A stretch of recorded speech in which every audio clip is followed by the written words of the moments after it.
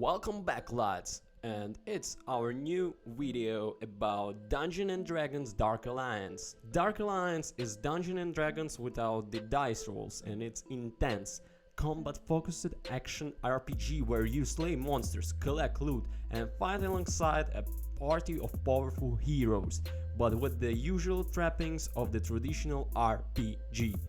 There are no walls of dialogue or deep lengthy quests to be found here, just a lot of goblins and other foul beasts to kill, and some very impressive looking location to do in it. In Dark Alliance we found the complication of the Hall, a legendary band of adventurers led by DD favorite Dizzy Droden as they search for a magical MacGuffin called the Shard. Armies of villains and monsters from the Order colonies Faerun, the titular Dark Alliance, are lusting after the Shard and the power it holds, and you have to stop them. It's a pretty standard fantasy plot, but given weight and authentically by involvement of veteran DD scribe and teller of some of Icewind Dale monsters' memory tales, R.A. Salvatore. The story takes place just after the Crystal Shard, the first novel in the author's Icewind Dale trilogy, meaning there is plenty of crossover with the books. Icewind Dale is a chilly frozen tundra and one of the most storied and evocative regions of Faerun. Fans of Black Ice classic Infinity Engine RPG of the same name will get an extra kick out of returning to this frosty realm of ice, dragons, snowbound mountain passes and deep dwarven halls. It's a Dungeons and Dragons at its best, an enjoyable dramatic backdrop for an action RPG. The world is immense in scale and laden with history, and it's one of the most vibrant, vivid depictions of the Forgotten Realms I haven't seen in a game. Dark Alliance is a linear action game, so you don't get to explore the world as through as you would in RPG, but what's there is stunning to look at. The art is magnificent throughout, particularly the cavernous atmospheric environments, which are like the covers of vintage fantasy novels come to life. Standout locations include the Crystal Fortress hidden in mountains, crawling with creepy shard worshipping cultists and growing eerily in the pale moonlight. You also visit the shattered remain of ancient city, a massive dwarven forge crisscrossed with a river of molten metal, and a twisting valley that become a ramshackle makeshift city for a horde of beaking goblins. Everything is extra rare, colorful, and larger than life, which is refreshing to see in this era of darker, more mute medieval fantasy. The monsters look superb too. By the time you reach the end of Dark Alliance story, you have slain an entire bestiary of classic Darkened Dungeon monsters, including dragons, beholders, dwarter, giant, trolls, red, and thousands upon thousands of stinky butt-slapping goblins.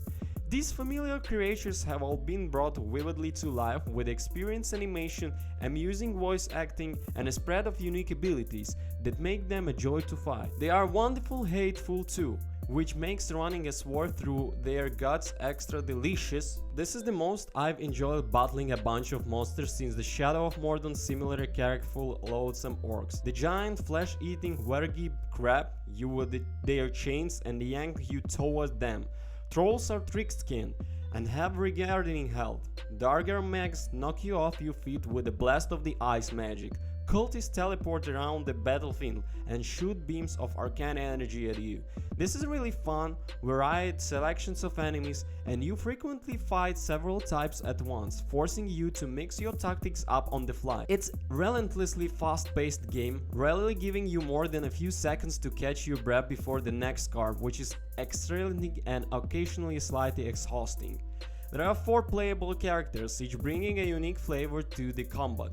Drow Ranger Drizzt is a fantastic athlete, roughing enemies up with the twin skimmers and seizing his sprint pattern going hard on them. Axe-swinging Dwarf King Brewer is the tank of the party, able to soak up huge amounts of damage and draw aggro by taunting. Wulfar is a barbarian who can whip himself into a berserker rage and deal extra damage with a giant hammer. And Caleb Eber is bouncy nimble archer who can attack from a distance. The flow and the feel of the combat differs greatly between characters, and I love how levels unlocked with the one character are unlocking for the others, meaning you can experiment with each hero without having to redo parts of the game. The enemy variety combined with the ability to block, dodge and parry gives Dark Alliance surprising deep. It feels fantastic too. The combat is chunky and tactical, and craving through the enemies with a big heavy weapon is as satisfying as it should be. You can bash through the crowds of weaker enemies without much through, but stronger foes demand a degree of the patience, locking on, rolling away from the attacks, blocking just as they strike to a parry. It's a heady mix of crowd control and more considered methodical 1-1 duels, and it works brilliantly if you keep up with the frenetic pace. Dark Alliance has been designed with the co-op in mind. The 4 heroes have MMO-style abilities that complete each other, including staff boosting buffs and healing spells. You can also trigger teamed attacks on a single enemy. However, it's entirely possible to play and enjoy the game solo. I played through a good chunk of the stories of my own, and I had a great time with it. You can choose from a number of difficulty settings, the lowest of which makes playing solo as a breeze. Nudging a top notch, and you have to think a little more tactically in the battles.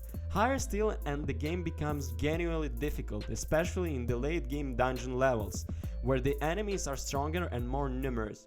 I struggled with a few of these battles, particularly one where I had to fight a large group of renegading trolls simultaneously. But I always managed to make it to the end of the level, even if it meant dying and respawning a dozen times. Clearing an area of enemies and you will be given the opportunity to make camp, restore your HP and trigger a checkpoint, or you can bypass the checkpoint entirely and increase your loot rarity level instead. This adds nice elements of risk and reward of the game, especially for a lone player. Some enemies will even make sneering comments about you dating to face them alone, which is nice touch. This is a great co-op game, and the 30-60 minute levels mean you don't have to set hours aside to play it with the time-shared buddies, but I'm delighted the developer made solo play just as valid. I just wish there was an option to fight alongside an AA party in single player. Dark Alliance is fighting game first and foremost, and the level design reflects this. Each map is a series of combat arenas linked by corridors, with the occasional secret passage of chamber marked by a telltale splash of red paint. Most secrets are pretty conspicuous, which seems like a mindful effort by the developer to keep playing moving and keep the action flowing. There are some optional bosses too, but for the most part you're just moving forward in a linear fashion, slaying monsters until you reach the end of the level. Along the way there are traps, the odd simple environmental puzzle to solve, piles of gold and treasure chests. The world is really just a place to have a fight and rightly push the combat to the forefront. A few things did annoy me too. If you're fighting an enemy next to a ledge, they'll be magically prevented from falling off by invisible wall, but you just keep engaging forward as you swing your weapon and eventually fall through them of the ledge yourself. Falling doesn't kill you, but it's still frustrating. The readability of the bigger, more chaotic battles can be poor too, with so much going on and so much clutter on the screen that you can lose tracks of your fighting or miss otherwise clearly telegraphed attacks.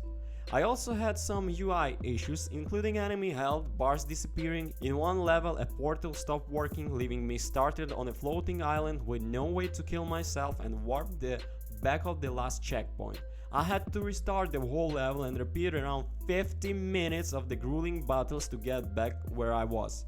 And once I permanently silent for no reason, leaving me magic less for a low act, my co-partner also encouraged some bugs of his own. So who knows what you might run into when you play. It's a shame because these issues are a blight on what is otherwise solving the game. With RTX 2080 Super and i7 9007K, I was able to play in the 4K at the max settings at the stable 60 FPS, which really added to the gritty feel of the combat. But bugs aside, Dark Alliance is blast. It brings the world of Dungeons and Dragons to life brilliantly, with meaty combat, a gorgeous world, and some truly despicable monsters to cray up. It's a reminder of what makes the Forgotten Realms such a great fantasy setting, and a welcome chance to return to the Icewind Dale, a place a lot of PC gamers, myself included, love. If you are more than of an RPG fan, you might find the non-stop combat a bit much. There is a game about killing monsters above, and it's some of the most joyously brutal monster killing on the PC you ever seen. Conclusions: a frustratingly entertaining action RPG whose horrible monsters are a delight to slay, whenever you are playing solo or the co-op.